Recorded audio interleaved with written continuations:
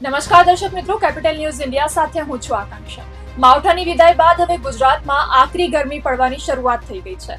હવામાન વિભાગે આગામી 15 મે સુધી રાજ્યમાં આકરા હીટવેવની આગાહી કરી છે, જેમાં તાપમાનનો પારો લગભગ 41 થી 44 ડિગ્રી સુધી પહોંચી શકે છે। આજે અમદાવાદ, રાજકોટ, કચ્છ અને સુરેન્દ્રનગરમાં ગરમીનું યલો એલર્ટ છે, જ્યારે આવતીકાલથી અમદાવાદ સહિતના મોટા ભાગના વિસ્તારોમાં 6 દિવસ માટે ઓરેન્જ એલર્ટ જાહેર કરવામાં આવ્યું છે, જેનાથી લોકોને અંગ દઝાડતી ગરમીનો અહેસાસ થશે।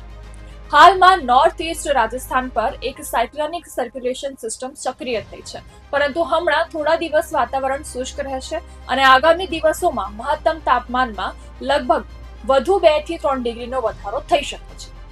બીજી તરફ દરિયાકાંઠાના વિસ્તારોમાં પશ્ચિમથી ઉત્તર પશ્ચિમની દિશાના પવનો ફૂંકાઈ રહ્યા છે। આ પવનોની ઝડપ 15 થી 20 નોટ્સ જેટલી રહેશે અને કેટલાક વિસ્તારોમાં તે વધીને 25 નોટ સુધી પણ પહોંચી શકે છે। ટૂંકમાં આગામી 6 થી 7 દિવસ ગુજરાતવાસીઓએ આકરા તાપ અને લૂનો સામનો કરવા માટે સંપૂર્ણ રીતે તૈયાર રહેવું પડશે।